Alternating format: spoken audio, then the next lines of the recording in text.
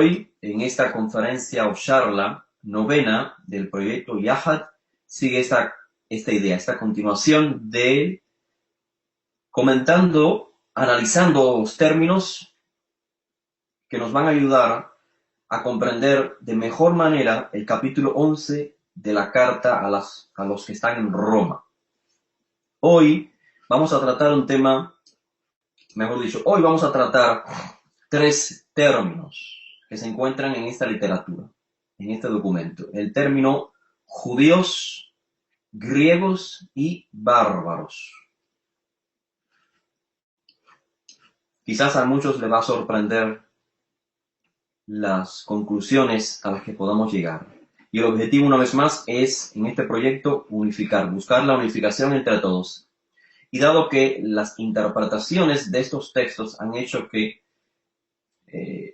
exponentes de este movimiento mesianista de Yahushua, exponentes pues tomen ideas diferentes, conclusiones teológicas. Y el objetivo entonces de estas explicaciones, de esos análisis, es que podamos todos coordinar en una sola idea, pero que está fundamentada, basada sobre información real, histórica, verídica, y es el proyecto que tengo en La Noche TV. Así que vamos rápidamente a pasar a las notas que les voy a compartir en pantalla. Las preguntas vamos a recibirlas al final de la charla, así que les animo a que si a alguno de ustedes pues se le crea una incógnita a medida que vayamos desarrollando el tema, pues le animo, le aconsejo que la anote para que al final de la charla pueda usted realizar la pregunta. Muy bien.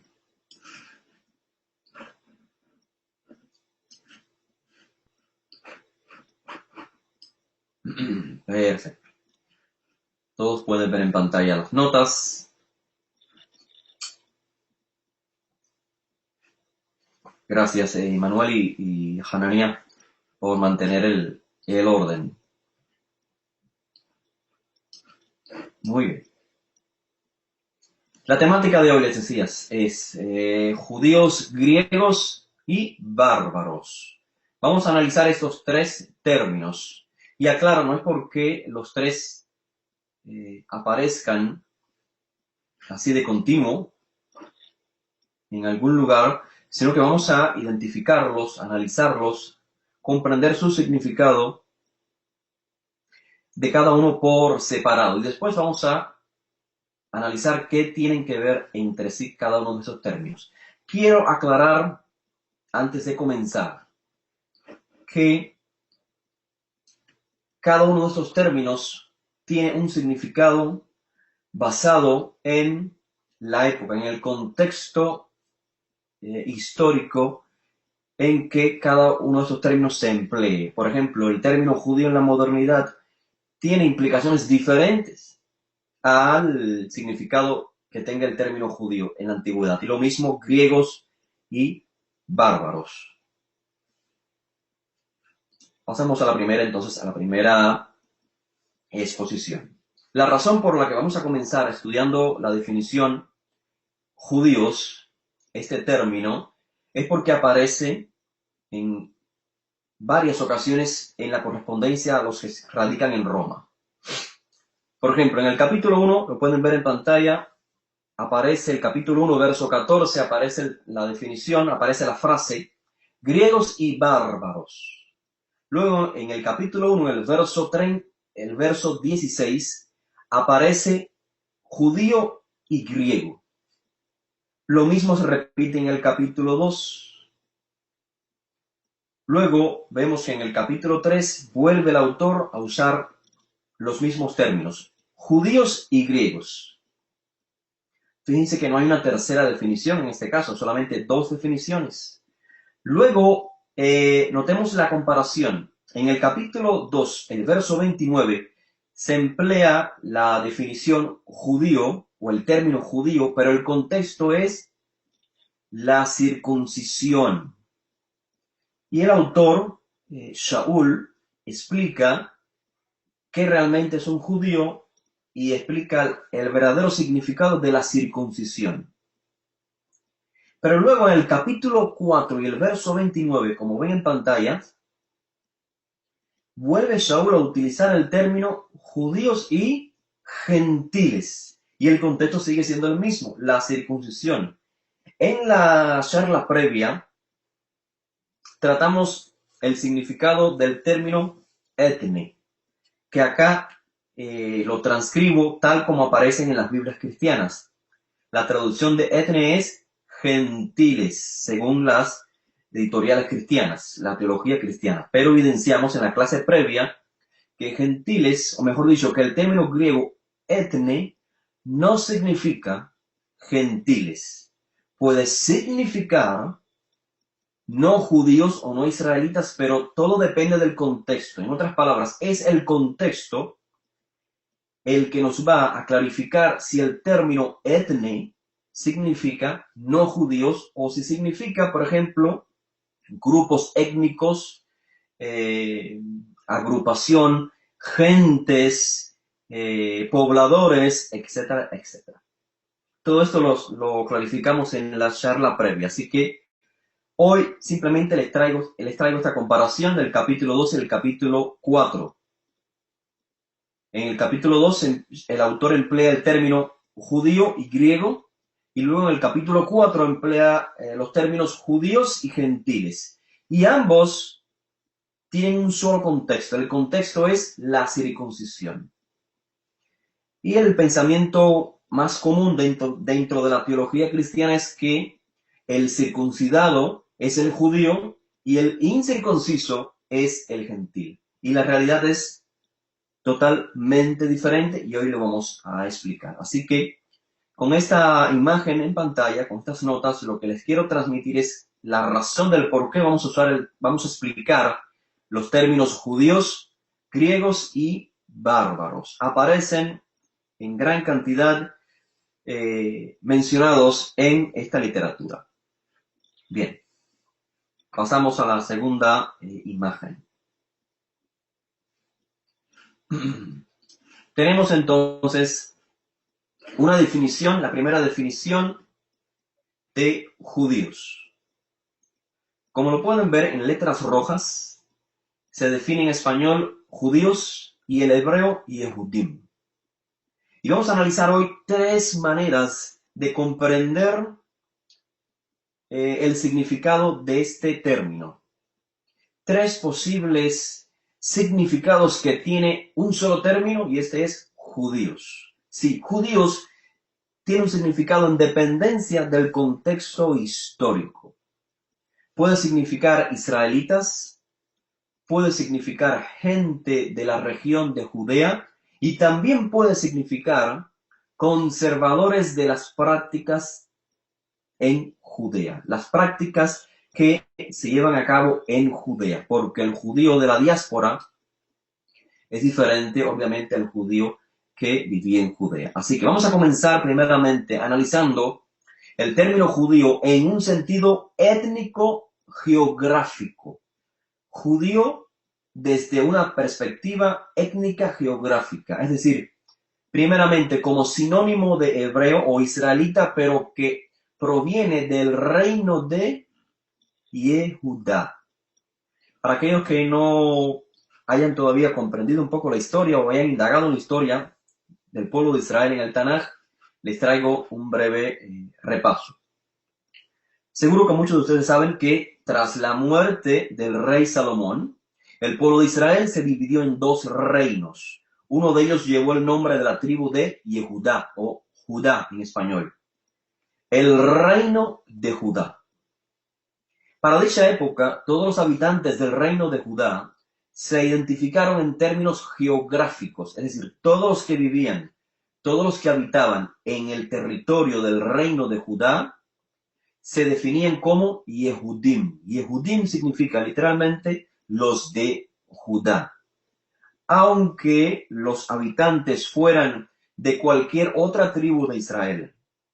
De hecho, está registrado en el Tanaj que el reino de Judá estaba formado, esto es al sur de Israel, estaba formado, además de la tribu de Judá, habían de la tribu de Benjamín, las notas las pueden ver en pantalla, habían levitas, habían inclusive efraimitas, habían de la tribu de Menasés, de Manasés o Menashe en hebreo, de la tribu de Simón y de otras tribus israelitas. Así que todos estos, junto con la mayoría que eran de Judá y de Benjamín, todos estos israelitas eran identificados como Yehudim, en un sentido étnico geográfico.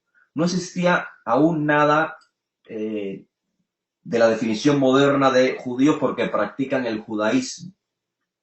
Ni existía la región o la provincia romana Judea. Estamos en una época muy temprana del pueblo de Israel. Toda persona, todo israelita que vivía en el reino de Judá o Yehudá era identificado como judíos o Yehudim si queremos en español. Lo que sucede es que el término moderno judíos, lo que sucede es realmente es que tenemos un solo término para identificar, o sea, en español, para identificar a muchas personas con diferente contexto histórico. Así que tenemos que tener esto presente. En español no se desarrollaron diferentes términos para identificar a los israelitas en diferentes épocas. Y en hebreo inclusive existe lo mismo, Yehudí. Vamos hoy a analizar 3 significados posibles que pueden tener estos términos. ¿En qué contexto? Una vez más, en el contexto en que se escribió la correspondencia a los que están en Roma por escritura de Shaul. Bien, pasamos a la próxima información. Una vez más, estamos analizando el término judíos como sinónimo de israelita, en sentido étnico geográfico, israelita del reino de Judá. Como pueden ver en pantalla, vamos a ver, tenemos dos textos que nos van a clarificar esta exposición.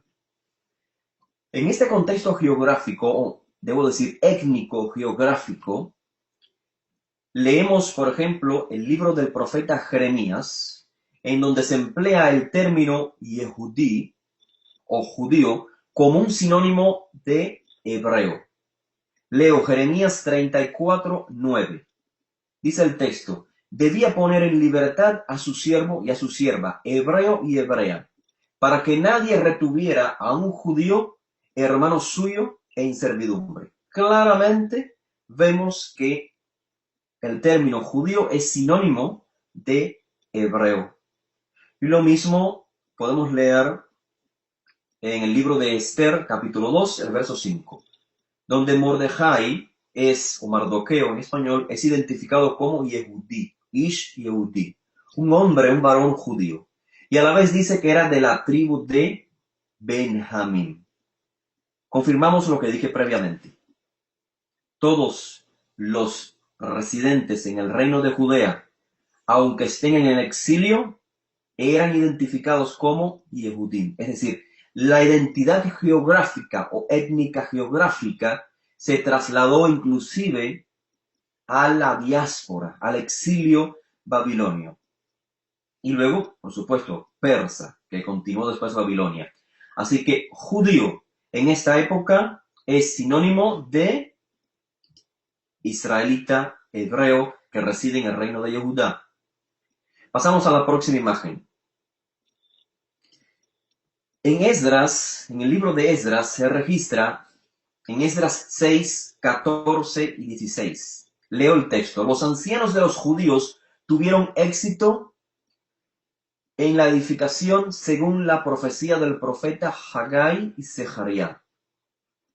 Y los hijos de Israel, los sacerdotes, los levitas y los demás desterrados, celebraron con júbilo la dedicación de esta casa del Eterno. Como pueden ver, subrayado está el término judíos y el término israelitas, o en hebreo el texto de Esdras dice Bnei Israel, esto significa hijos de Israel, o sea, israelitas.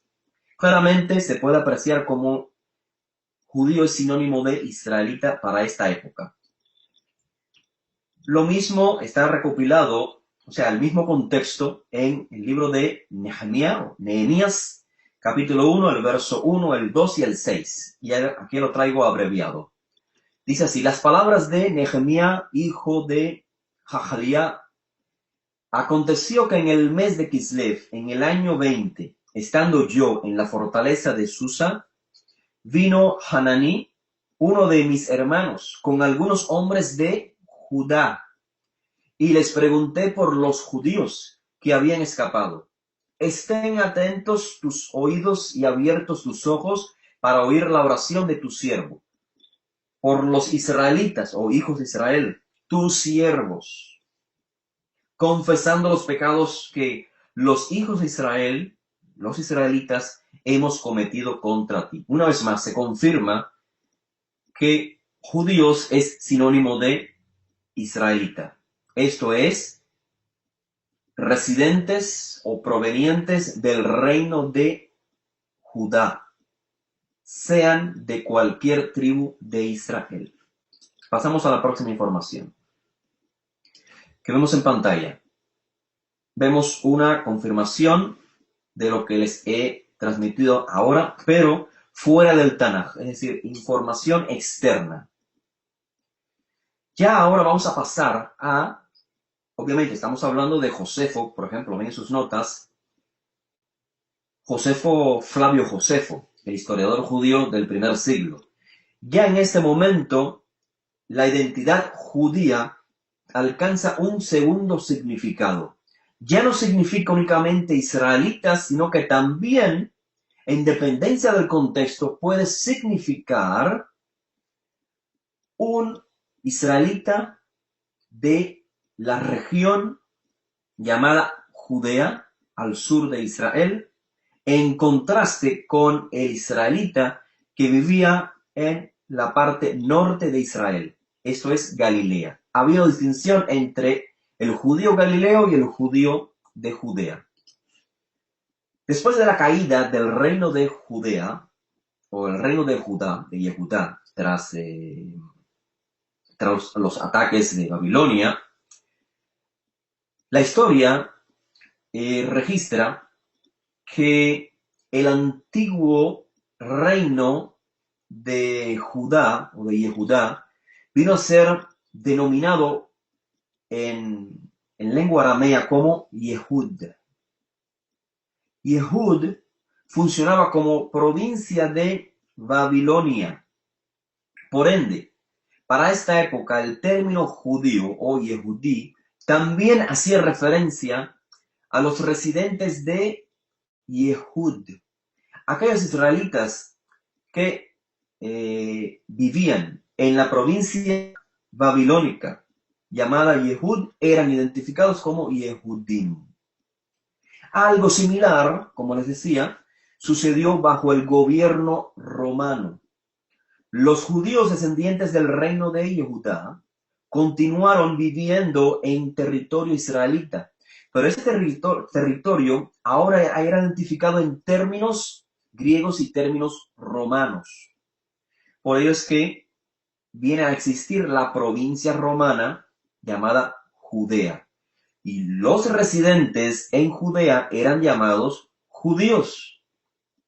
Así que podemos encontrar a personajes que étnicamente no descienden de los judíos, pero pueden ser definidos en esta época como judíos, no porque étnicamente desciendan de los judíos o inclusive porque culturalmente no tengan vinculación con los israelitas, sino que la única razón por la que se les puede llamar judíos es en sentido geográfico.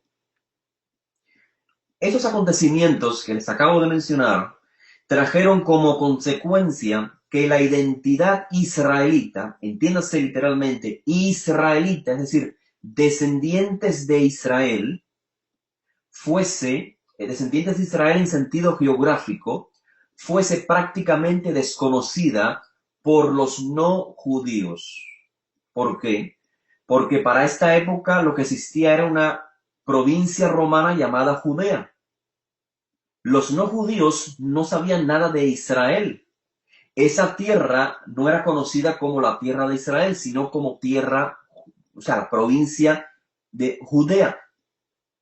Por esto digo que para aquel entonces los no judíos no, si alguien le decía, por ejemplo, en la diáspora, si alguien se identificaba como israelita, seguramente que el no israelita no comprendería de lo que está hablando esa persona.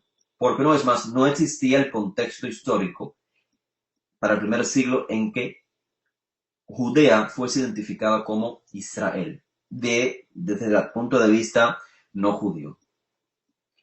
Entonces, para aquella época, el término Judea, tenemos que tener presente que también podía incluir en un sentido más amplio regiones además de la región de Judea.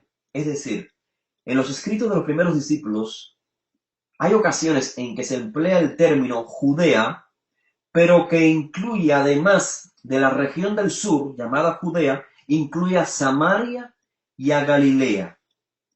De manera que hay que tener en cuenta siempre el contexto. Así que también en el primer siglo ya podemos encontrar a la definición judíos en dos sentidos nuevos. Para el judío de Judea, cuando se le llamaba judío, no es porque se haga referencia a su etnia, sino que la referencia es a la zona geográfica.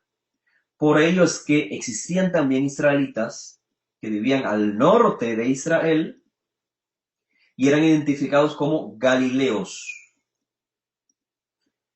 No porque étnicamente no fuesen de otra etnia aparte de los judíos, sino porque la zona geográfica era identificada como Galilea. Aunque en un sentido étnico ambos eran judíos étnicamente, en un sentido geográfico se distinguían como los galileos y los judíos.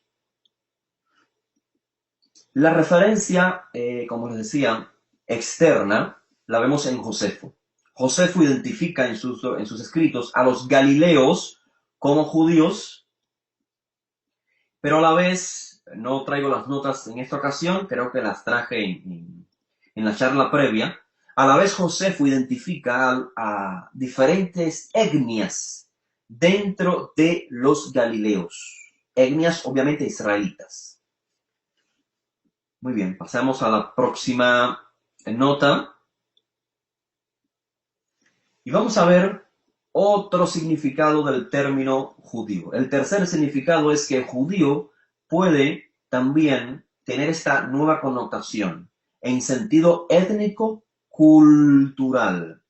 Judíos o Yehudim puede significar conservadores de las costumbres de Judea, en contraste a los israelitas helenistas o inclusive a los israelitas que viven en la diáspora y que dejaron en contacto total, perdieron el contacto con Judea y consecuentemente con el templo. Antes de leer los textos que les traigo como referencia, quiero que sepan que esto que sucede, este nuevo término, esta nueva definición del término judío como conservadores de las prácticas de Judea, surge como consecuencia de los exilios previos. Es decir, muchos israelitas echaron sus raíces lejos del templo. Es importante tener claro que el lugar central de Judea en el contexto étnico-cultural es el templo. Así que muchos israelitas vivían lejos del templo, de Jerusalén, de Judea, es decir, lejos de donde imperaba un estilo de vida que identificaba al israelita como alguien diferente a las personas de otros pueblos. Una identidad relacionada con el culto en el templo, con los rituales, es decir, los sacrificios, la pureza y la impureza ritual, la circuncisión. Tengamos presentes estos términos: sacrificios, pureza ritual, la circuncisión. Recuerden estos términos cuando estudiemos el libro de Hechos, capítulo 15. Recuerden los decretos que provienen de la comunidad en Jerusalén para los judíos del exilio, de la diáspora. Véanse, noten, tengan presente que giran estos cuatro, digamos, requisitos, giran precisamente en lo que identificaba a los judíos de Judea. Todo lo relacionado con el culto en el templo, los rituales, los sacrificios, la pureza, como dije, la pureza ritual y la circuncisión. Eran necesarios estos requisitos para poder convivir con los judíos de Judea. Eran necesarios. O sea, claramente, y después las costumbres ancestrales que surgieron fuera del contexto ya de la Torá. Me refiero a costumbres expuestas o desarrolladas por diferentes comunidades judías dentro de la tierra de Israel. Fíjense que es curioso que los movimientos fariseos, esenios, saduceos, la mayoría de estos movimientos se desarrollan ampliamente dentro de la tierra de Judea, dentro de la provincia romana Judea, porque es la única manera en que se podía expresar esta forma de vida. Era muy difícil perpetuar la vida farisea o saducea, inclusive, atados tanto a las exigencias rituales relacionadas con el templo y los sacrificios. Era muy difícil mantener una vida de estas escuelas de pensamiento, o debo decir, de estos movimientos sociopolíticos fuera de Judea. Es casi imposible. Usualmente los así identificados como fariseos solamente residían en la tierra de Israel, quiero decir, en Judea. Y si vivían en el exterior, en la diáspora, pues era temporal. Siempre regresaban a Judea. Esto no significa, quiero aclarar, esto no significa que vivir en la diáspora implicaba perder la identidad judía. De hecho, los romanos hacían una distinción entre los judíos que vivían en el imperio de, en la provincia romana, Judea, y los que vivían fuera. Está registrado que cerca del año 50, un procónsul romano de Asia permitió a los judíos de Éfeso que fuesen ciudadanos romanos y que estuviesen exentos del servicio militar y exentos de adorar los dioses romanos. O sea, los romanos trataban de mejor manera a los judíos en la diáspora que a los judíos que vivían en Judea. Así que, repito, esto no significa que vivir en la diáspora o pasar un tiempo en la diáspora implicaba perder la identidad judía o no ser, digamos, ortodoxo. No, o sea que no significaba vivir en la diáspora, no implica dejar de practicar las costumbres de Judea. Lo que implica es que era muy difícil perpetuar las costumbres que perpetuaban los judíos fácilmente en Judea. En la diáspora era muy difícil. La cuestión es que estaban expuestos a los matrimonios mixtos, a carnes no aptas para comer por los israelitas, a las impurezas rituales, a costumbres extrañas. Por eso es que Shaul, cada vez que regresaba, nos dice el texto de Hechos, regresaba de la diáspora y tenía que hacer la tevilá, la inmersión en aguas para purificarse por haber visitado tierras extranjeras. Así que esto era evidentemente un peligro, una amenaza para poder preservar la identidad judía. Por eso digo que los judíos en el exilio, en la diáspora, siempre regresaban de vez en cuando a la tierra de Israel, a Judea, debo decir, para permanecer siempre en contacto y afianzar, fortalecer la identidad judía. Así que inevitablemente, todas estas experiencias en el exilio hizo que la vida judía para ellos fuese más liberal y que gradualmente fuese mermando dicha identidad. Perdón. De tal manera, estimados oyentes, que en la época helenística, muchos de los judíos de la diáspora se helenizaron, adoptando ciertas costumbres judías, inclusive olvidaron el lenguaje hebreo. Imagínense, si para la realidad de la tierra de Israel tenemos la información en el libro de Macabeos, la historia de Hanukkah, cuánta gran cantidad de judíos fueron helenizados, cuánta gran cantidad de judíos adoptaron el helenismo. Imagínense cómo sería en la diáspora. Así que tenemos para esta época, que es exactamente la época en la que se escribe la correspondencia a los que radican en Roma, tenemos textos como este que ven en pantalla, registrado en Juan 7:35. Dice el texto: entonces los judíos, estoy leyendo cualquier traducción de una Biblia cristiana, para que no se diga que estoy imponiendo mis ideas. Cualquier traducción. Dice el texto: entonces los judíos dijeron entre sí, esto es hablando con Josué, ¿a dónde se irá este que no le hallemos? ¿Se irá a los dispersos de los griegos y enseñará a los griegos?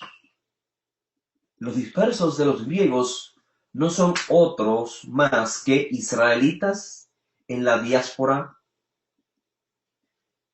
que son identificados según las costumbres de la mayoría de estos lugares donde llegaron a habitar. Las costumbres se definían como helénicas. Lo que imperaba era el helenismo.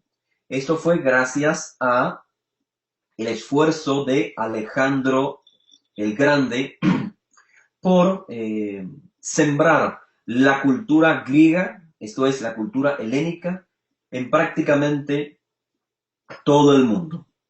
Así que cuando leemos estos términos en el libro de Juan, griegos, la dispersión de los griegos y que Josué iba a enseñar a los griegos, la referencia, vemos el contraste de judíos y griegos, es decir, aquellas personas que radicaban en Judea, contrastando su identidad con los israelitas helenistas, los judíos que practicaban, que habían absorbido la cultura helénica, el helenismo. Son definidos como griegos.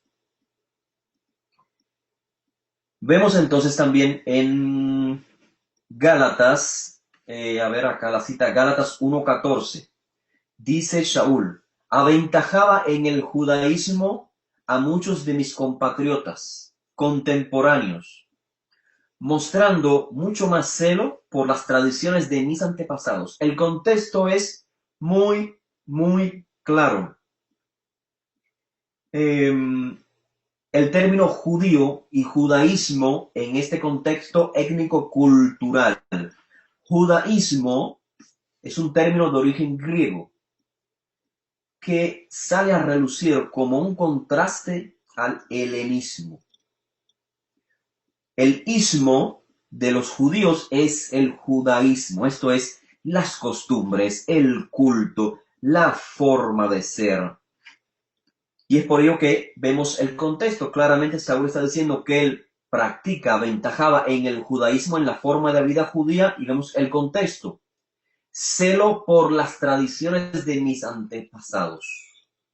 El judaísmo es la forma, las costumbres de los judíos en un contexto étnico-cultural. Tenemos otra cita. Estando Simón Kefá visitando la comunidad en Antioquía, en Siria, esto es, saliendo de la tierra de Israel, el próximo lugar geográfico con gran cantidad de pobladores israelitas o judíos era Antioquía de Siria. Dice Shaul le dice a Shimon Kefa, si tú, siendo judío, vives como obviamente las traducciones cristianas dicen gentiles, pero ya sabemos que gentil sí significa afuereños. ¿Afuereños de quién? ¿Cuál es o sea, personas de afuera, grupos de afuera? Y la pregunta es, ¿en qué contexto son estos definidos como de afuera? De afuera en comparación con el contexto define judíos.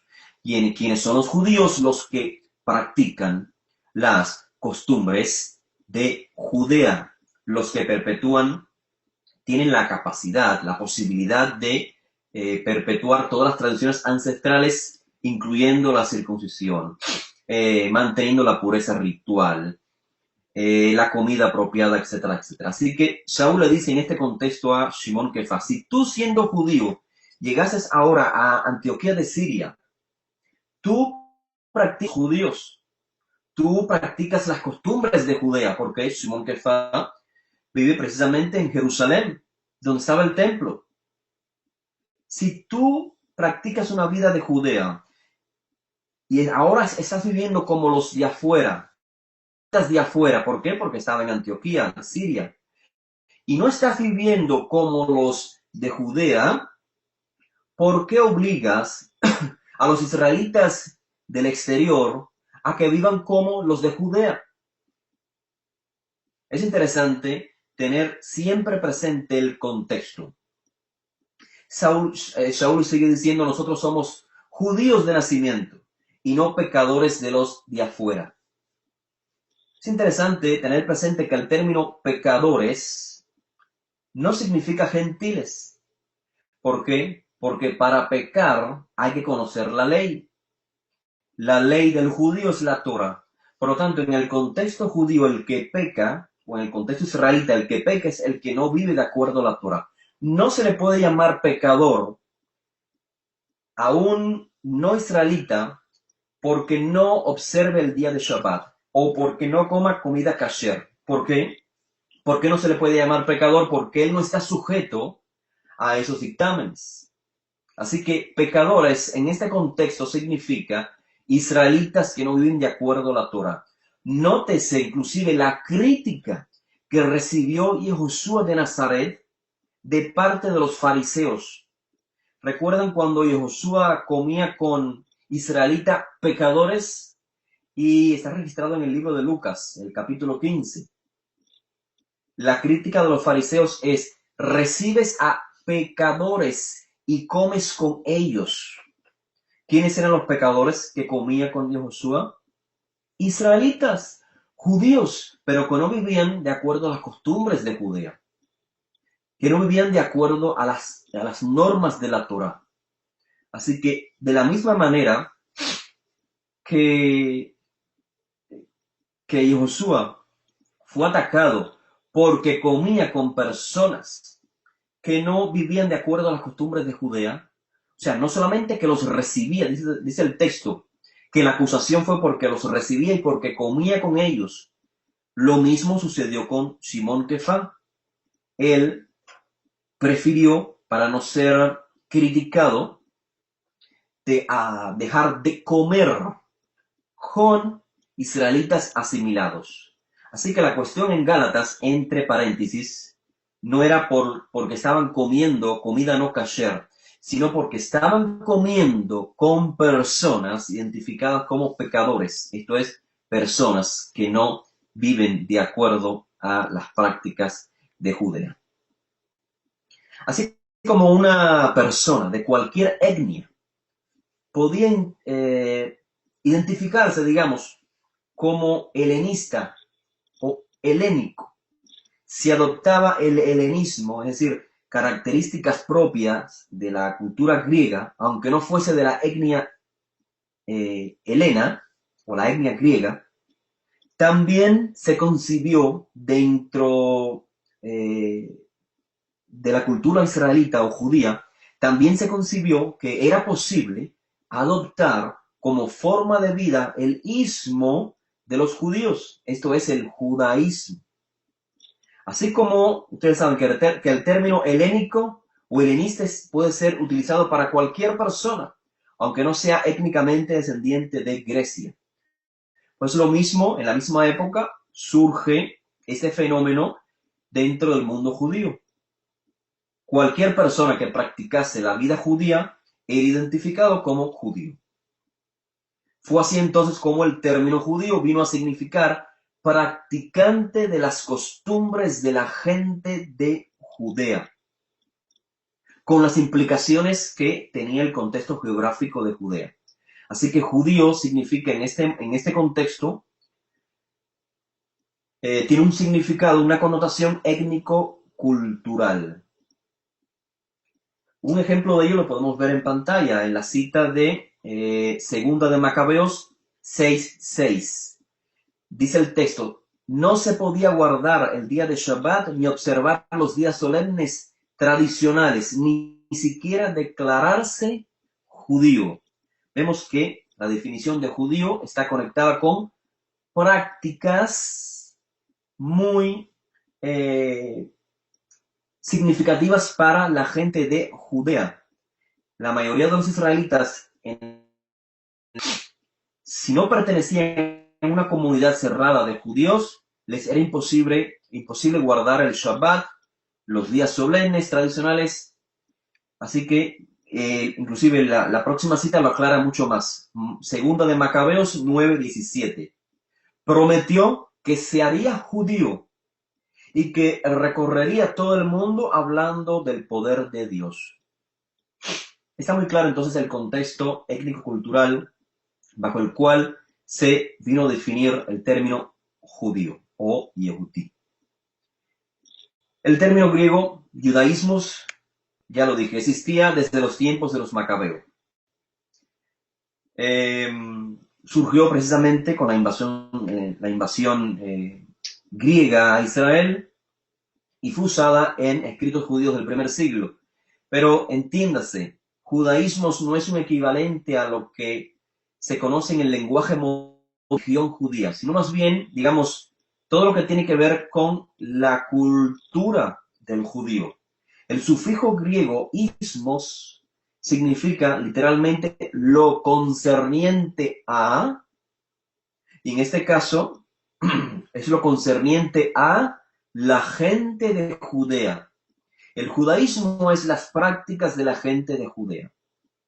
Judaísmos, este término griego, entonces es una palabra creada para contrastar el helenismos, o sea, lo concerniente a los helenos. Y como vimos, hemos compartido en diferentes ocasiones que el helenismo no es una religión. De la misma manera que el helenismo no es una religión, aunque implique prácticas de culto o religión, lo mismo sucede con el término judaísmo para esta época del primer siglo y un poco antes. Aunque podemos hablar del culto judío, de prácticas religiosas judías, el término en sí mismo, judaísmo, no significa religión judía. Es importante tener esto claro. Pasemos a la próxima información. Habiendo comprendido entonces los tres significados de judío, veámoslo brevemente. Judíos puede significar, para el contexto en que fue escrita la carta a los que radicaban en Roma, en el primer siglo.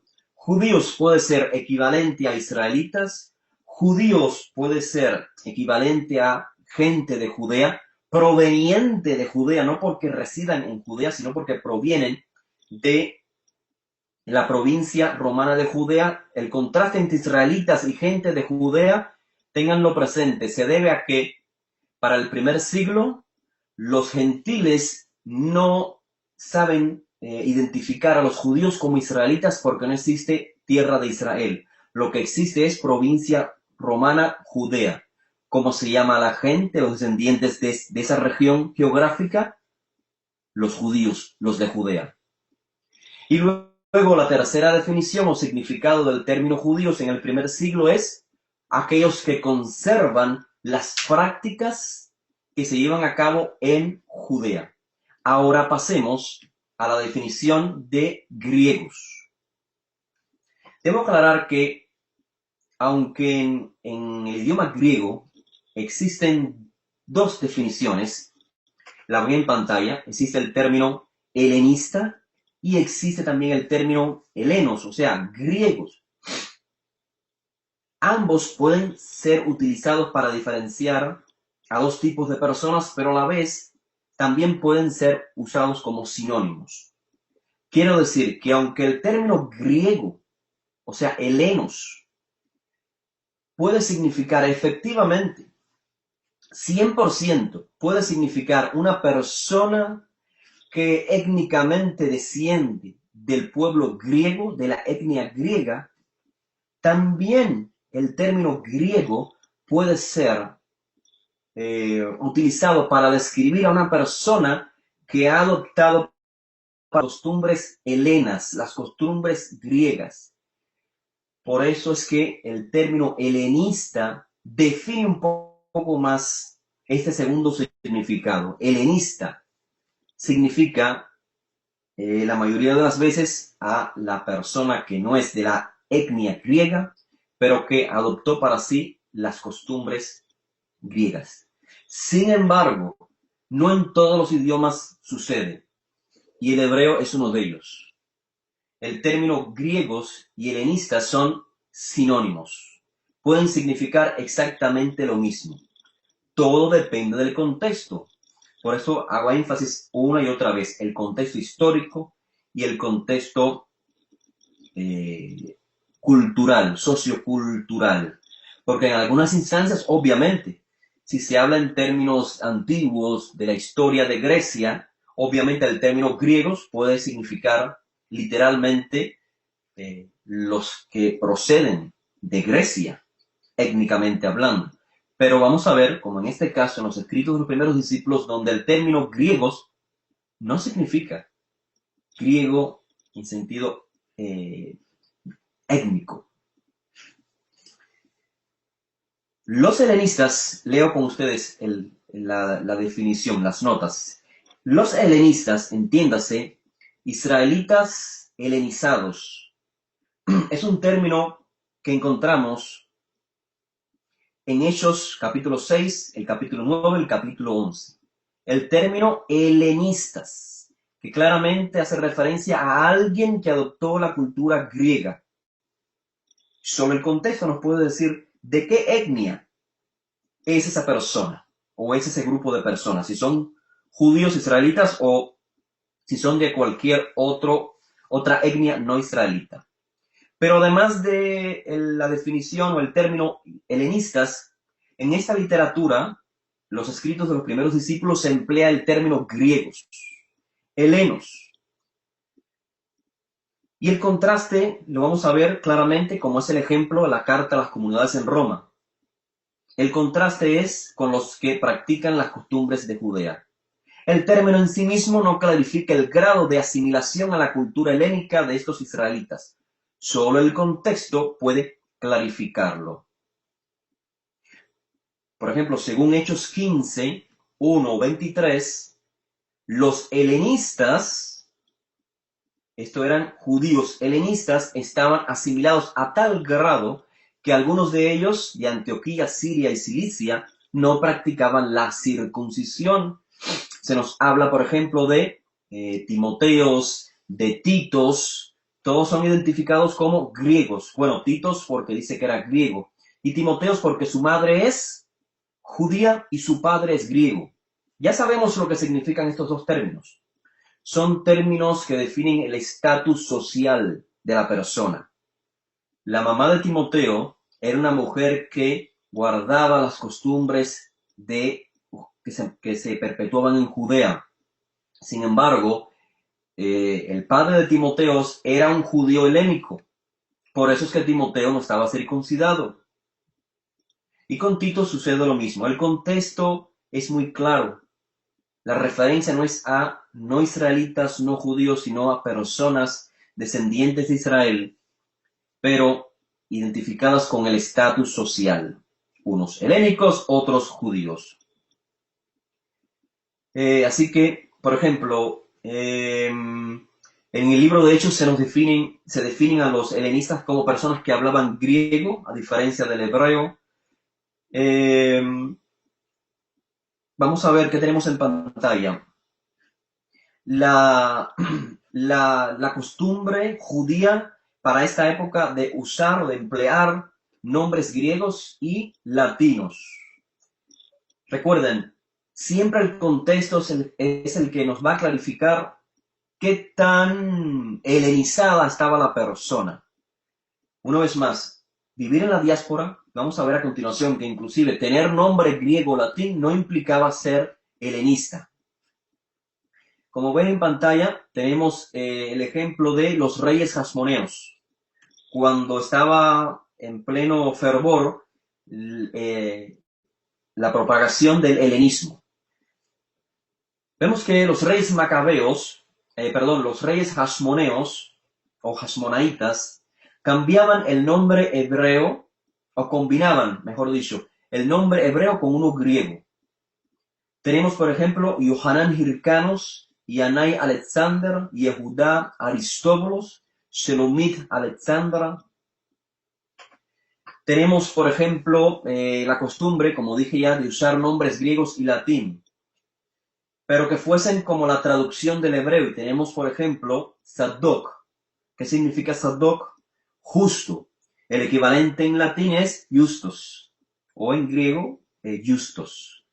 Tenemos el hebreo Yedidiah, que significa amado por Hashem, una persona que ama a Dios. Y tenemos la versión en griego, Teófilos. Tenemos Netanel, que significa una dádiva, un regalo de Dios. Y tenemos la versión en griego, Theodorus. Tenemos la costumbre de usar nombre griego-latín, pero ya no una traducción del hebreo, sino un sonido similar al sonido hebreo. El más popular de todos, precisamente del cual estamos estudiando sus escritos, Shaul. Shaul es el nombre hebreo, Saulos es la helenización fonética de Shaul, Saulos, y finalmente tenemos un nombre similar de origen latín, Saulus, pronunciado en griego, Saulos. Fíjense la similitud, Shaul, Saulos, Paulus. Tenemos otros ejemplos, Eliakim, este nombre era también traducido al griego como Alquimus o al latín. Tenemos Yosef, Justos, Yehoshua, también los llamados Yehoshua se hacían llamar Yasón, Menahem, Menelaus, Reuben, Rufus, Shimón, Simón, Mordejai, Marcos. Inclusive les traigo un ejemplo para que no se diga que aquellos que tenían nombres griegos pues no tenían nada que ver con la Torá. Es totalmente una opinión descabellada. Necesitamos el contexto. Solo el contexto nos puede confirmar si aquella persona llamada Justus, si aquella persona llamada Yasón o Teodorus o Teófilos era un helenista o era simplemente una persona israelita que dominaba el griego y se hacía conocer en el mundo greco-romano con un nombre griego o latín. Existen gran cantidad de rabinos mencionados en la literatura rabínica, en el Talmud sobre todo, la literatura más antigua, cuyos nombres son griegos y latinos. Les traigo varios ejemplos. Tenemos al rabino Titos. Seguramente que muchos se asombrarán que para esta época, para el primer siglo, y bueno, obviamente el Talmud finaliza en el siglo V, que alguien lleve el nombre de Titos, el nombre de aquel que destruyó el Bet HaMikdash, el general Titos. Rabinos llamados Alexander. Imagínense, Alexander es la persona, Alexander el Grande, es la persona, yo creo que el primer griego que en Israel se dio a conocer con su nombre Alexander, habrá sido Alexander el Grande, la persona que trajo el movimiento, digamos, la cultura helénica. Pues existían rabinos llamados Alexander, rabinos talmúdicos, Teodoros, Rabí Dosa, Rabí Nanos, Rabí Papa, Rabí Papos, Patros, Polemos, Sumajos, Tarfón, todos, drusos, marinos, valens, romanos, son nombres griegos y la mayoría de ellos en latín, empleados, usados por rabinos. Con esto, ¿qué les quiero decir? Que portar un nombre latín o griego no es equivalente a ser helenista. Muy bien, pasamos a la próxima imagen. Vamos a tratar el tema brevemente de la circuncisión como identidad nacional. No vamos a explicar, obviamente, toda la temática de la circuncisión, sino en este contexto. Cómo la circuncisión era una identidad nacional y era quizás una de las más, uno de los detalles que marcaban más la diferencia entre un israelita identificado como judío que perpetúa las costumbres de Judea y un israelita de la diáspora. Debemos de saber que en el contexto hebreo lo que se llama circuncisión es milá. Milá literalmente significa corte, aunque también significa palabra etimológicamente, pero significa corte. Corte es una operación ritual, la milá o la circuncisión es una operación ritual que consiste en cortar parte del prepucio como señal de alianza. El objetivo era generar un efecto en la persona, es decir, perpetuar la alianza del Creador con el pueblo de Israel a través de la obediencia. Aunque la milá, la circuncisión, era algo practicado desde tiempos inmemorables, esta se incorporó en el contexto israelita cuando el Creador estableció una alianza con el patriarca Abraham y su descendencia, es decir, los hijos de Israel. La alianza está narrada, ustedes saben, en Génesis 12. Conjuntamente, como se ordena la milá para Abraham y para sus descendientes, se estipuló que dicho rito debía realizarse al 8º día de nacer. O sea, el no practicar este rito equivalía a la desvinculación del pueblo. Un miembro de Israel que no es circuncidado, el padre lo que está haciendo es desvinculando a ese hijo del pueblo. Todo está narrado en el capítulo 17 de Génesis. Como el Creador estableció una alianza con Israel, recuerden el monte Sinaí, con la entrega de la Torá, la milá o la circuncisión practicada al 8º día siguió permaneciendo como señal de la alianza. Y además de ello se estipuló que para ingerir el cordero sacrificado en la celebración de Pesaj, o Pascua en español, todo varón israelita debía tener la milá, el corte, o sea, el rito del corte en el prepucio. Claro está que nacer sin prepucio o estar circuncidado en sí mismo no equivale a alcanzar el objetivo de la circuncisión, del rito. Por eso es que Shaul enseña que el corte ritual es útil si cumples la Torá. Pero si eres un transgresor de la Torá, el corte ritual te vuelve como si no estuviera.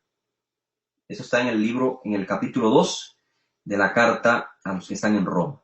Y por ende, el corte ritual no es nada en sí mismo, sino el cumplimiento de los mandamientos del Creador. Es decir, el objetivo del corte. Esto lo dice Shaul claramente en la primera correspondencia a las comunidades en Corintios. Bien, dijimos, la circuncisión como identidad nacional. ¿Qué significa esto? Leo con ustedes las notas. El rito de la circuncisión que había comenzado a partir de Abraham vino a ser en la época helenística el símbolo por excelencia de la identidad de un varón de la nación de Israel. La circuncisión vino a ser un medio a través del cual los descendientes de Israel que permanecieron fieles a la Torá ante la asimilación declaraban: yo no me asimilo, yo soy israelita, yo soy judío. La circuncisión entonces vino a ser un símbolo de nacionalismo israelita. Así como leemos que las autoridades griegas mataban a los judíos que circuncidaran a sus hijos, Primera de Macabeos 1:60, también leemos que Matitiahu y sus amigos hacían expediciones, y dice que destruían los altares paganos, imponían el rito de la circuncisión a los que encontraban incircuncisos, obviamente a los israelitas o judíos que encontraban incircuncisos. Primera de Macabeos 2:45. Aún después de los sucesos de Hanukkah, para el año 135 antes de la era común, se nos dice que los descendientes de estos macabeos, de Hasmoneos, Yohanan Hircanos, mencionado previamente, el sobrino de Yehudá Macabeo, obligaba a circuncidar inclusive a los idumeos y a los itureos. ¿Por qué? Porque eran los vecinos de Israel. Estaban siendo conquistados por los judíos. Así que vemos claramente, vivir bajo el dominio de Judea implica la circuncisión. La circuncisión para esta época es una identidad nacional muy, muy fuerte. De hecho, en el primer siglo, quizás muchos de ustedes no lo sepan, Josefo, el historiador judío, nos informa que inclusive Herodes el Grande, que era idumeo, requería a cualquier varón que se uniera a su familia, le requería que fuese circuncidado, a pesar de que la condición, digamos, de incircunciso no le negaba a un judío su ascendencia. Sin embargo, sí afectaba a su descendencia, porque como dije anteriormente, estar incircunciso era como negar la propia herencia de la persona. Muy bien. A ver qué más podemos indagar. Vamos a pasar en la próxima imagen. Tengo un poco más que decirles de la circuncisión, pero debido a que ya hemos avanzado bastante, vamos a dejar a un lado la información que quería transmitirles de la circuncisión y vamos entonces a enfocarnos en la realidad histórica. Para el primer siglo y aún después, tenemos israelitas incircuncisos, que es lo que les mencionaba anteriormente. Quizás muchos, como les dije, leen estos documentos, la correspondencia a los que residen en Roma, y suponen que cuando Saúl habla de incircuncisos, es como en el mismo contexto en que David, hacía muchos años atrás, empleaba dicho término. David empleaba el término incircunciso para los gentiles, o sea, para los no israelitas. Esta no es la realidad en el primer siglo ni siglos posteriores. Les traigo evidencia talmúdica. Por ejemplo, en la Mishnah, en Nedarim, en el Masejet, en el Tratado Nedarim 3:11, se hace mención de Arele Israel, descendientes de Israel incircuncisos. Arele Israel. El autor del libro de Hechos de los Emisarios menciona a varios israelitas incircuncisos, ya lo mencionamos. Cornelios, Timoteos, algunos miembros helenistas de las comunidades en Antioquía de Siria. Así que sería un error suponer que en el primer siglo no estar circuncidado era equivalente a ser no israelita. Pues para dicha época, muchos israelitas, tanto fuera como dentro de la tierra de Israel, no practicaban la circuncisión, como dije al inicio, una práctica muy necesaria dentro de Judea, para poder vivir una vida judía, dentro de Judea era necesario, por cuestiones del templo. Y esto no les cambiaba, obviamente, el estatus de israelita. Simplemente era un israelita incircunciso o israelita helenista. Solo en círculos, digamos, comprometidos con la observación de las tradiciones y costumbres de Judea es que se perpetuaba esta práctica. En otros documentos de carácter histórico, como los que tienen a continuación, ya mencionamos previamente el libro de Macabeos, como Matitiahu, los asmoneos, imponían el rito de la circuncisión. Leímos ahora en Nedarim, donde se habla de los Arele Israel, pero también vemos por ejemplo, en el Talmud Yerushalmi, en Pesachim 63a, donde se habla de, dice Rabbi Yohanan, hablando en nombre de Rabbi Benayá, que dice que en el templo se rociaba sangre en el nombre de un descendiente de Israel incircunciso. O sea, también la sangre rociada en el templo era por los israelitas incircuncisos. Y leemos también en Pesachim, página 63b, donde Rabbi Lazar dice en nombre de Rabbi Hanina que hubo un caso de un sacerdote incircunciso que realizó el rito de rociamiento de sangre para purificar, para purificar a los israelitas impuros. Y dice Rabbi Lazar que su rito fue declarado apto. Luego tenemos también en Sebahim, Perej 2, en el Talmud Yerushalmi, donde se menciona que todos los sacrificios cuya sangre sea recibida por un Cohen incircunciso no son aprobados. Pero según Rabbi Shimon, sí son aprobados. Con esto lo que les quiero evidenciar es que sí era una realidad del primer siglo y siglos posteriores. Ser israelita e incircunciso, inclusive en nuestros días.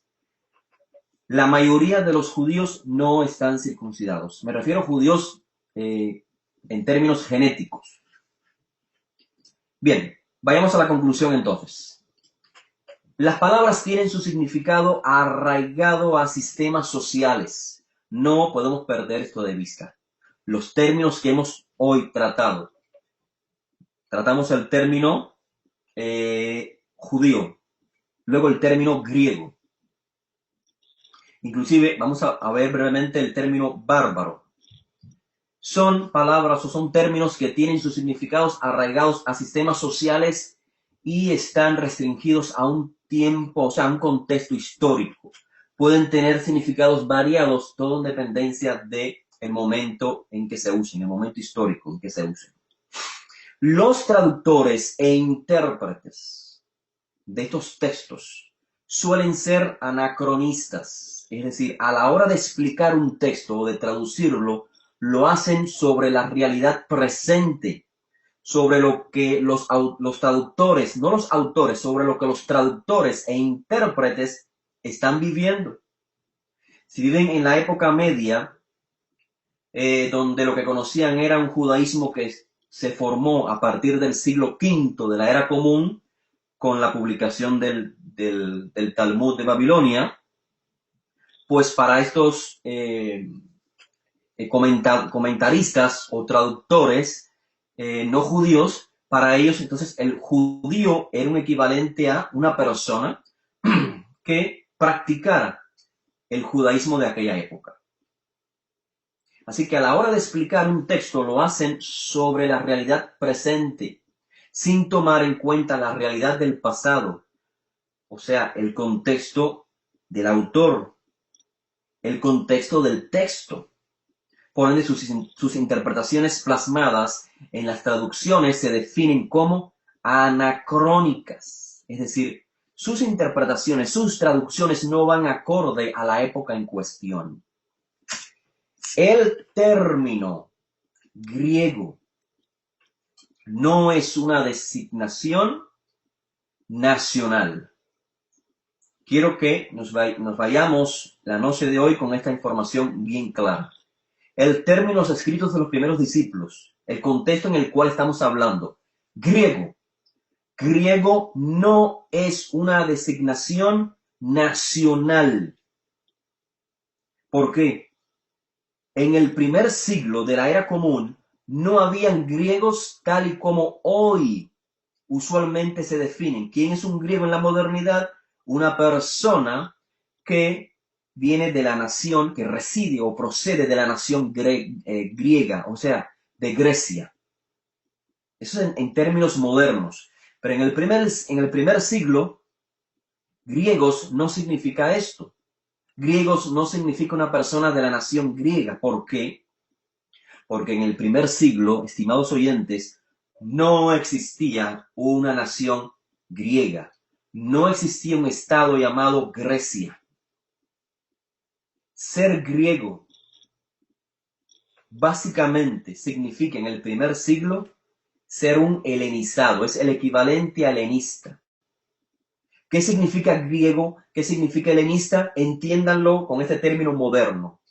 Civilizado.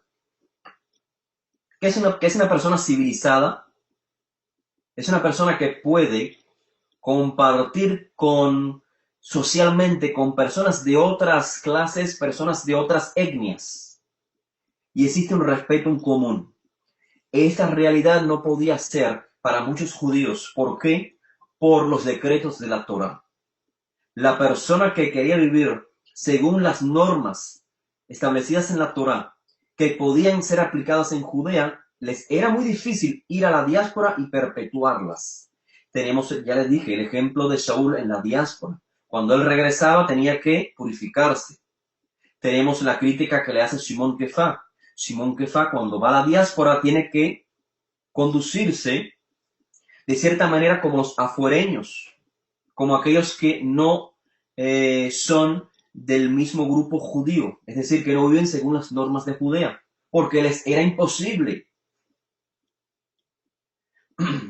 Así que griego es sinónimo de helenista, helenista sinónimo de civilizado, una persona que conoce el idioma griego, que puede establecer conversación, negocio, diálogo con personas de otros pueblos helenizados. Entiéndase quizás en la modernidad como el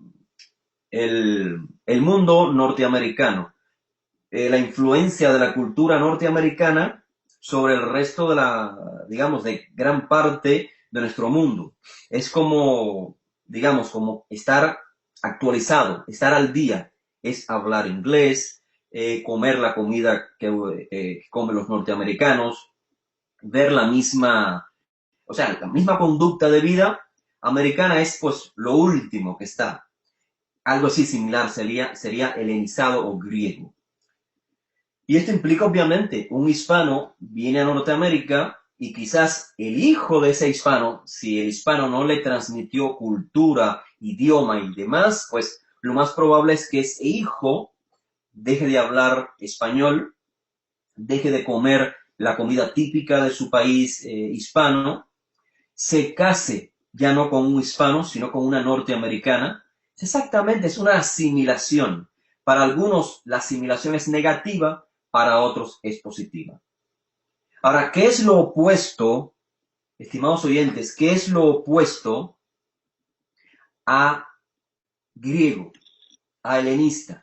Lo opuesto es bárbaro. Este término que en la modernidad tiene más de 2 o 3 significados. Obviamente, bárbaro, el significado para Saúl de Tarso, el significado para los judíos es diferente al significado original de bárbaro. Bárbaro era aquella persona que viviera en territorios fuera de regiones griegas o romanas. Todo el que viviese fuera de ese contexto romano o griego era definido como bárbaro. De hecho, en el libro Hechos de los Emisarios, al final, en los últimos capítulos, se mencionan a los bárbaros, y estos son, efectivamente, ni judíos, ni griegos, o sea, ni son judíos, ni son los helenizados, ni son romanos, son personas fuera de este contexto judío y romano, griego y romano. Así que lo opuesto a griego esencialmente era bárbaro. Pero en este contexto de la carta de Shaul, griego significa precisamente incivilizado, una persona sin educación helénica. La gente civilizada habla griego. ¿Qué habla la gente? Quiero decir, ¿quiénes son los que no hablan griego? Los que no lo han aprendido son los incivilizados, los que no tienen una educación helénica. Y vamos a ver a continuación, les voy a transmitir en pantalla evidencia, textos judíos en los cuales los mismos judíos son identificados como bárbaros. Entonces, ya vimos, griego significa helenizado, civilizado. Bárbaro significa incivilizado, sin educación helénica. Judío en el primer siglo, ¿qué significa? Residentes de Judea, ya sea de Galilea, de Perea y de otras ciudades cercanas con gran población israelita, o puede significar, en segundo lugar, los practicantes de las costumbres de Judea. Pasamos a la última información, la más interesante de todas. Vamos a ver si la pueden ver en pantalla. Estoy esperando unos segundos para ver si se ve de manera correcta. Vamos a esperar unos segundos porque parece que no. Ok, perfecto. Ya salió la información. Vamos a subir un poco la información. Y aquí viene el contexto del por qué les estoy explicando hoy el término griego, bárbaros y judíos. Porque en Romanos 1:14, Saúl menciona griegos y bárbaros. En Romanos 3:9 menciona a judíos y griegos. ¿Ven la comparación? ¿Quiénes son los bárbaros en contraste con los griegos en la carta de Saúl? Son los judíos. Griegos y bárbaros significan los israelitas helenizados y los israelitas no helenizados, los incivilizados, los que no saben griego. Veamos claramente entonces una comprensión anacrónica y una comprensión textual de estos términos. Por ejemplo, ¿qué significa desde el punto de vista de la teología cristiana? O sea, una comprensión anacrónica. ¿Qué significa judío? Judío puede significar dos cosas. Dicen ellos, puede significar descendiente genético de Israel. Eso es correcto. Pero también judío puede significar, en los escritos de los primeros discípulos, puede significar practicante del judaísmo. Pero cuando los teólogos dicen judío significa practicante del judaísmo, la referencia no es al judaísmo del primer siglo. La referencia es a la religión judía talmúdica del siglo V. Y es una gran diferencia. Luego, ¿qué significa griego? Desde la comprensión anacrónica teológica cristiana. Un griego, dicen, es de la nación griega. O sea, un griego es de Grecia. O quizás si dicen una persona que ha adoptado para sí ciertas costumbres griegas, pero no es judío, no es israelita. Porque para la teología cristiana el judío nunca puede ser identificado como griego o helenista. Ahora, ¿qué significa bárbaro según la teología cristiana sobre estos textos? Bárbaro es una persona de pueblos considerados extranjeros por los griegos y los romanos, como ya dije. Ahora, ¿cuál es la comprensión contextual? Es que judío, griego y bárbaro son estatus social, son de contexto estatus social. Claro, también judío puede estar fuera de este contexto. Judío simplemente puede significar residente en la región de Judea, donde estaba localizado el templo. O puede significar judío en contraste con el Galileo, de Judea en contraste con el Galileo. Pero el contexto de esta clase es la carta a los que radican en Roma. Ahí el contexto del término judío es un estatus social. Judío significa, en la correspondencia a los que están en Roma, significa persona que sigue las costumbres ancestrales de Israel según se practican en Judea. Esto es lo que significa. Si usted comienza a leer esta correspondencia y aplica este significado al término judío, usted va a comprender algo totalmente diferente y coherente con el mensaje de Shaul. ¿Qué significa griego o griegos? En la carta a las comunidades en Roma, de una vez más, el contexto es un estatus social. El griego es el israelita helenizado, el israelita civilizado, es decir, que puede, civilizado, entiéndase, que puede establecer o compartir socialmente con personas que no son de su etnia. Esto no lo puede hacer el judío de Judea. ¿Qué le dijo Simón Kefá a Cornelius? Ustedes saben que el judío no comparte con el extranjero. ¿Qué creen ustedes que significa el término judío en ese contexto, en el libro de Hechos? ¿El judío no puede compartir con el extranjero? Por supuesto que sí. Si los judíos vivían en el extranjero, en la diáspora, el contexto es la persona judía, es decir, la persona que vive según las costumbres ancestrales de Israel, según los de Judea, no podemos compartir con personas de otras etnias por las implicaciones rituales que esto llevaban a cabo. Así que el griego es el israelita helenizado, el civilizado, el que habla griego, el que puede interactuar con personas de otras etnias no israelitas. Es una característica de la persona, como ven en las notas, que practica costumbres griegas o helénicas. ¿Qué significa bárbaro en esta correspondencia? Bárbaro, otra vez, es un estatus social. Bárbaro es lo opuesto al griego, ya dijimos, que es el israelita no helenizado. El israelita bárbaro es el israelita incivilizado. Si griego es civilizado, bárbaro es incivilizado. La evidencia externa, para que no se diga, esa es una interpretación, propiedad de Abdiel, no lo es. Evidencia externa.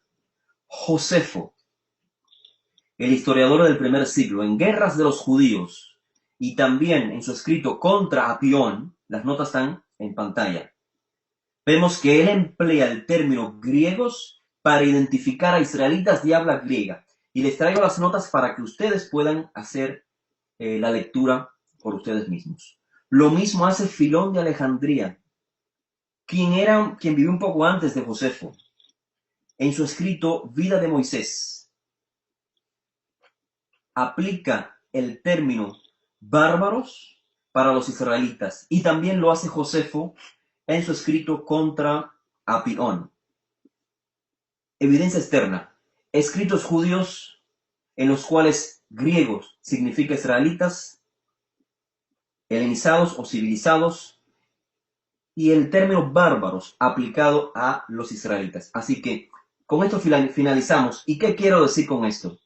Que cada vez que abramos los escritos de los primeros discípulos, en lugar de leer griego, vamos a leer judío helenizado o israelita helenizado, y cada vez que leamos bárbaro, vamos a traducir israelita no helenizado. No es lo que estoy diciendo. Lo que estoy diciendo es que hay que tener en cuenta el contexto del escrito y particularmente la correspondencia a los que están en Roma. Está confirmado en base al contexto que bárbaro y griego son dos términos que son aplicados a israelitas. Unos porque son helenizados y otros porque no están helenizados. Bárbaro es el israelita apegado a sus tradiciones ancestrales según se practican en Judea. Y con esto finalizo la exposición. Vamos a cerrar la pantalla. Y quisiera, a pesar de que hemos avanzado bastante, el tiempo ha pasado, quisiera que no se vayan sin antes exponer 2 o 3 preguntas que podamos responder brevemente sobre lo que acabamos de exponer.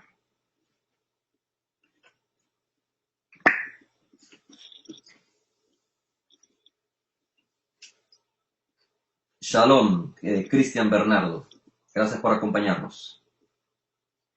Si hay alguna pregunta, aunque fui bastante claro, el objetivo de estas charlas es que nadie se vaya con incógnitas. Así que yo me adelanto a esa realidad y pues trato de cubrir cualquier tipo de duda que pueda existir. Si hay alguna pregunta, alguna incógnita, pues vamos a esperar un minuto.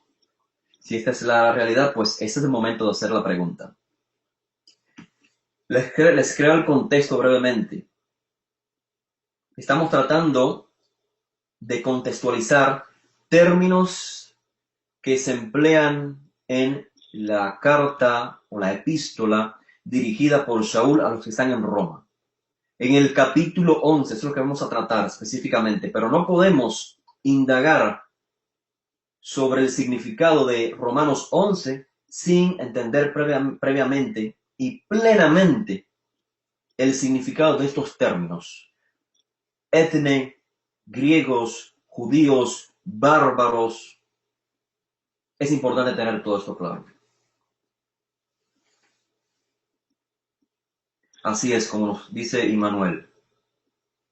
Debemos de manejar esta información en primer lugar para tener una unidad de criterios y argumentos. Esa es la idea. Es lo que buscamos con este proyecto Yahal. Comprender el contexto, comprender esta literatura apropiadamente para que entonces, como bien dice Immanuel, podamos argumentar, podamos criticar apropiadamente con bases históricas. Y bien, como completa su expresión, estimado Immanuel, dice, para la defensa de nuestras posturas frente al prejuicio religioso e ignorancia histórica. Totalmente de acuerdo, Immanuel. Nos dice Vanessa Ramírez, si no hablo hebreo, pero sigo la cultura, ¿soy o no griega?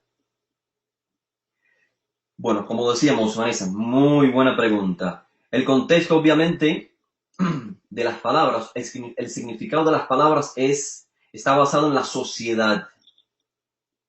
Está basado en la sociedad. Seguro estoy, estimada Vanessa, que la opinión que pueda tener, digamos, un judío en Latinoamérica, como dice usted, quizás no habla mucho hebreo porque perdió sus costumbres de la lengua, la lengua materna, pero si sigue las costumbres, es decir, guarda el Shabbat, celebra las convocaciones, porque hoy se le permite a usted tener esa posibilidad. Por eso depende del contexto histórico de la sociedad en ese momento de la historia. Si era posible que el judío pudiese vivir su judaísmo plenamente o si no podía hacerlo. Seguro que personas, como en el caso de usted, no se van a definir, no sé, puede ser el caso o no puede ser. No quiero aventurarme a decirlo, poner algo en boca suya. Pero puede ser que una persona diga, yo me siento hebreo, yo me siento judío, observante. Y cuando la persona le pregunte, pues, ¿usted habla hebreo? Quizás le diga, bueno, un poquito, porque como no radico en Israel, pues, no siento la necesidad de hablarlo. Pero sí sé hacer las oraciones en hebreo, tengo una idea básica del hebreo. Seguro que para la opinión de esa persona, su identidad no es asimilada. No le va a decir, bueno, yo soy una asimilada. Yo quizás no le diga, pues yo soy una venezolana. No, esa persona va a decir, yo soy judía. Así que depende de la sociedad en la que se plantee esa información. Para el primer siglo, estaba muy claro, ¿quién es el que escribe? El que escribe es Shaul, un judío que nació en Tarso, una ciudad helénica, altamente helénica, pero Shaul se crió en Jerusalén. Shaul nunca se identifica como helenista. Shaul se identifica como judío. Un judío, una persona que vive según las costumbres de Judea. Desde el punto de vista de Shaul, Timoteos es digamos, puede identificarlo como helenista. Nunca lo dijo, pero puede identificarlo como tal, como hizo con Timoteo, con Titos. Titos, desde el punto de vista de Shaul, era un helenista, porque estaba desconectado totalmente de la cultura judía de Judea. Así que, mire, depende, Vanessa, quién es el que exponga los términos. Si un judío que conserva sus tradiciones, que habla hebreo y demás, vive su mero Torah, desde su punto de vista, quizás el que no habla hebreo puede ser un asimilado. Realmente, mire, toda persona que no hable hebreo, aunque practique la cultura de la Torá, es un asimilado. Es inevitable la definición. ¿Por qué estás asimilado? Porque estás desconectado de tu herencia. Te asimilaste a otra tradición, a otro pueblo, cualquiera de Latinoamérica. Estamos asimilados. ¿Por qué hablamos el español? Porque estamos asimilados. Esa asimilación puede revertirse, es decir, podemos acercarnos a la cultura de la Torá como aprendiendo el idioma, ¿cierto? Y esforzándonos en un contexto comunitario en el cual nos permita, o sea, hacer todo lo posible por estructurar una comunidad en la cual se nos permita vivir la Torá apropiadamente. Así que yo no le voy a decir a usted, Vanessa, si usted hoy el término griego no aplica, obviamente. Hoy quizás en Norteamérica se habla de los judíos americanos o americanizados. No sé en Latinoamérica cómo se vaya a describir. Pero, una vez más, depende del contexto social. ¿Quién es el que vierte la terminología o la definición del estatus social? Muchas gracias, Vanessa. Nos dice Joshua Muñoz, Shalom More. Dice, el concepto de israelita o judío, griego, bárbaro, en la correspondencia a los que están en Roma, incluye entonces descendientes genéticos de las 12 tribus. Así es, así es.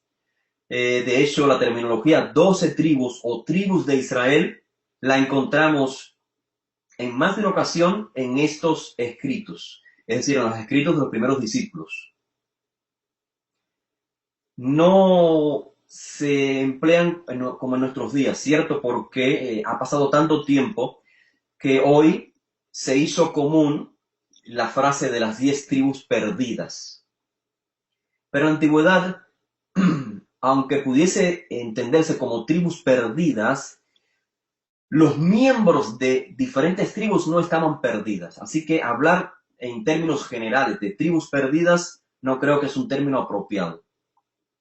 Más bien, podemos hablar de las tribus de Israel, de las 12 tribus de Israel, aunque en su mayoría, obviamente, como la historia nos lo confirma, eran de la tribu de Judá, la tribu de Binyamin, la tribu de Benjamín, la tribu de Leví. 3 tribus, pero habían también personas de otras tribus. Así que cuando leemos estos escritos, Joshua, muy buena conclusión. Cuando se hable de judíos, cuando se hable de griegos y de bárbaros, dentro de ellos bien pueden estar personas que pertenecen a las 10 tribus, a las 12 tribus. Fíjese cómo inclusive inconscientemente, cuando hablamos de tribus, sale las 10 tribus, porque es la información que se ha venido tratando en publicaciones y demás.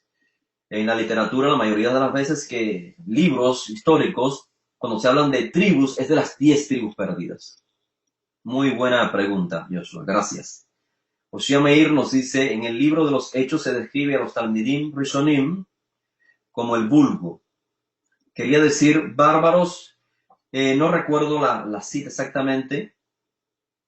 Creo que el único, si no me falla la memoria, estimado Oshia Meir, el único que emplea el término bárbaros para referirse a judíos, a israelitas, observantes de la Torá, según la costumbre de Judea, es Shaul.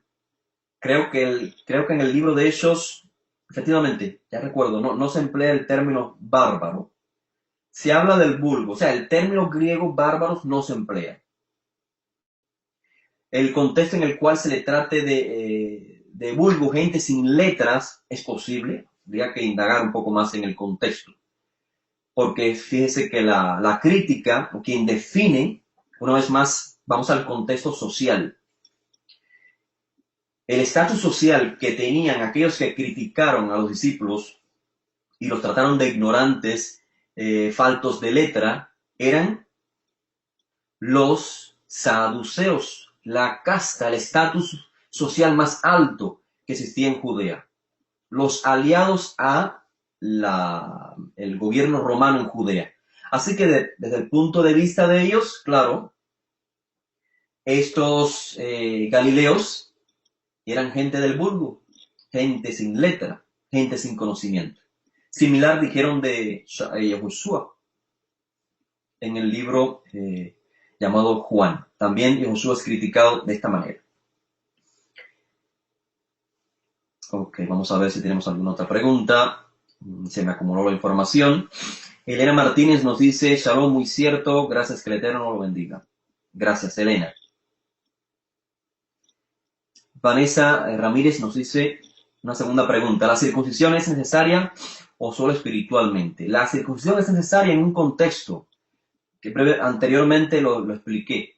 El por qué la circuncisión es necesaria. Según la Torah, la circuncisión es necesaria para el israelita. ¿Cómo se hace la circuncisión? ¿Cuándo toma lugar? Al 8º día de haber nacido. O sea, la orden de la circuncisión no es para que la persona la realice cuando él quiera. No. Tras la orden hay una especificación de cómo llevarlo a cabo, cómo, cuándo. Al 8º día, al varón solamente.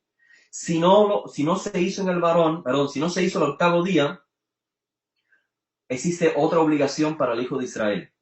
Y es si va a ingerir el cordero de Pesaj. En la antigüedad, la celebración de Pesaj no se podía llevar a cabo sin que incluyera ingerir la carne del cordero. Por lo tanto, el israelita que iba a celebrar Pesaj tenía que estar circuncidado. Pero ¿qué pasaba en el exilio? ¿Por qué habían tantos en la diáspora? ¿Por qué habían tantos israelitas incircuncisos? Usted se preguntará, ¿celebraban Pesaj? No. Timoteos no podía celebrar Pesaj en el exilio. Tampoco Titos. Tampoco todos aquellos que se describen como partícipes o miembros de la comunidad mesianista en Antioquía. Si no están circuncidados, no pueden ingerir el cordero de Pesaj.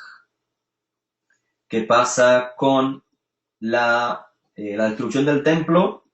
Que ese requisito para la circuncisión en un adulto no tiene cumplimiento. No, si el judío quiere celebrar Pesaj en la modernidad, donde ingerir Pesaj no es una obligación, porque no existe el templo, no existe el medio para hacer el sacrificio, hoy no es un requisito la circuncisión para ingerir matzah y maror, las hierbas amargas y el pan sin levadura. No es un requisito estar circuncidado. Luego, con la manifestación del Mashiach, también se toca el tema. Y ya no voy a profundizar más en ello porque me salgo del tema. Así que, espiritualmente, la circuncisión siempre es importante, siempre es necesaria. Pero el requisito, ya lo dije, al 8º día de haber nacido, solo los varones, o si va a ingerir el cordero de Pesaj. Son los únicos 2 momentos en que se le exige, por orden de la Torah. Luego, por orden tradicional o por alajá, o sea, por interpretación del texto bíblico, existían debates. El debate que encontramos en el libro de Hechos, capítulo 15, sobre la circuncisión, si era necesaria o no para los helenizados de la comunidad en Antioquía.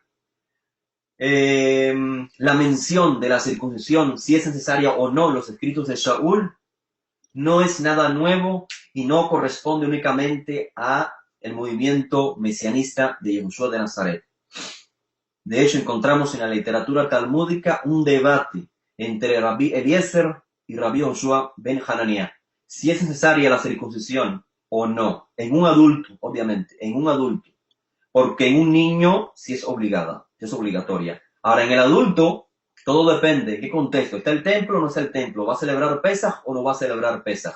Y lo mismo encontramos en la literatura, por ejemplo, Josefo. Josefo menciona también una discrepancia entre dos judíos. Uno que decía que era necesaria la circuncisión para integrarse al pueblo de Israel y otro decía que no. Así que estas diferencias y discrepancias sobre la necesidad de la circuncisión no pertenecen únicamente a los escritos de los primeros discípulos, sino que pertenecen a un momento de la historia en el primer siglo. Bien, vamos a ver algunas preguntas, creo que ya las he contestado. Nos dice Ronald Fabián, cuando Yehoshua vio a las ovejas perdidas de la casa de Israel, dice Yehoshua vino a las ovejas perdidas de la casa de Israel, vino también específicamente por estos griegos y bárbaros. Así es, estimado Ronald. De hecho, en una de las charlas previas explicamos el contexto en el cual Yehoshua dice que he venido a las ovejas perdidas de la casa de Israel. La referencia no es a las 10 tribus perdidas, sino a los judíos israelitas de ese momento, de esa época. Ese es el contexto, a donde van los emisarios en ese momento, cuando Yehoshua está ordenándolos a sus discípulos. Les dice, no vayan a tierras extranjeras, a tierras de los gentiles, ni vayan a las ciudades de los samaritanos. Vayan a las ovejas que se han perdido de la casa de Israel. ¿Y a dónde van los discípulos de ellos? A las ciudades de Galilea, a Betania, a Kefarnahum, a Corazín. Es el contexto. Así que, efectivamente, Yehoshua vino en ese contexto de Mateo 10. Yehoshua muere y los discípulos no habían salido al exterior.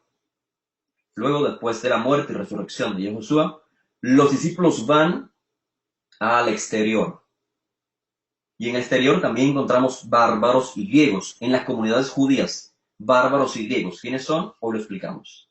Los helenizados y los que perpetúan las costumbres ancestrales de Israel, según la costumbre, según se practicaban en Judea. Muy bien, gracias, Elinton. Gansule Tobá nos dice, muchas gracias, Raf, por su esfuerzo, por hacernos llegar esta enseñanza. Mi familia apreciamos sus conocimientos.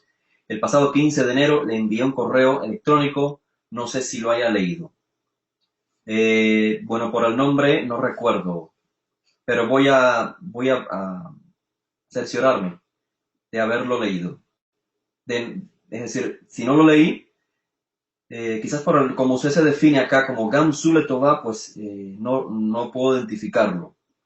Si es tan amable y me comparte su nombre, quizás pueda identificarle mejor. Nos dice Georgina García. Shalom, buenas noches. Pregunto, ¿acaso para Hashem hay diferencia entre judío, helenista o bárbaro? Para Hashem no hay diferencia, así como lo planteamos los seres humanos. Hashem juzga a la persona y ve a la persona precisamente en el contexto donde la persona nació y se desarrolló. Lo que Hashem le exige a Israel no se lo exige a las demás naciones. De igual manera, lo que Hashem le puede exigir a un judío que tiene la posibilidad de vivir la Torah plenamente, no es la misma exigencia que va a tener con una persona helenizada. Así que, obviamente, desde nuestro punto de vista, somos diferentes por un contexto social, sociocultural. Y Hashem lo toma en cuenta, obviamente.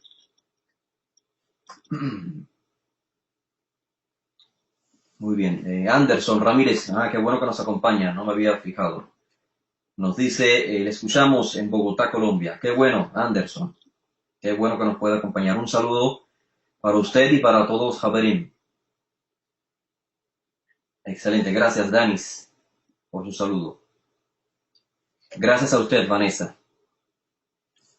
Muy bien, nos dice Joseph Garrido, estimado Morel, gracias por su presencia. Nos dice, como siempre, excelente enseñanza. Bien, nos dice Matías Quiñones, y con esta finalizamos. Vamos a ver, Matías Quiñones nos dice, Shalom Rab, uno debe hacerse un examen de DNA o de ADN para saber si es judío genético. No debe hacerlo, no creo que deba hacerlo, a no ser que la persona lo desee. Pero judío, como bien dice Shaul, judío, de hecho en la modernidad, es una forma de vida. Es una forma de vida, es la persona que vive la esencia de la Torah, la pone a diario, en práctica. Esto es específicamente un judío, es lo que es una persona con un corazón circuncidado.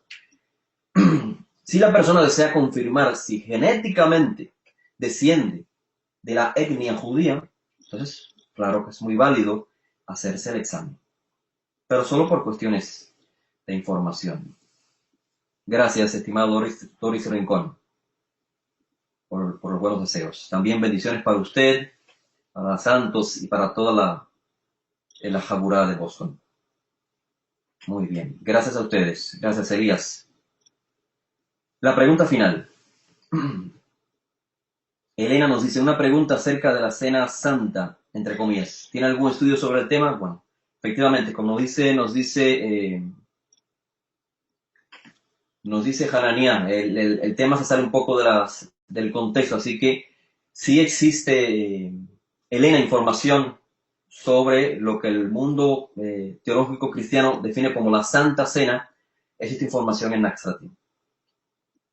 Busque en la sección de búsqueda, en el website naxatim.com, en la sección de abajo, hay una manera en que usted puede buscar. Usted pone Pesaj y pone buscar y ahí le va a salir información. También lo puede hacer a través del canal de YouTube. Ponga Naxatim, Pesaj y seguro le va a salir información. Muy bien. Bueno, mil gracias a ustedes. Gracias, Eneder, por estar conmigo hasta esta hora. Continuamos entonces la próxima semana, Be'ezrat Hashem, con esta temática, tratando de comprender el contexto, el trasfondo del capítulo 11 de la carta popularizada como Carta a los Romanos. Ya sabemos que la carta no es en sentido general a los romanos. La carta es a los que están en Roma. ¿Quiénes son los que están en Roma? Tenemos que leer entonces el texto en contexto. Y eso es lo que estamos tratando de hacer con esta serie de charlas. Así que tengan buenas noches, una buena semana y buen inicio de mes, aunque ya llevamos una semana en el mes, pero de igual manera, que este sea un mes muy significativo para todos nosotros.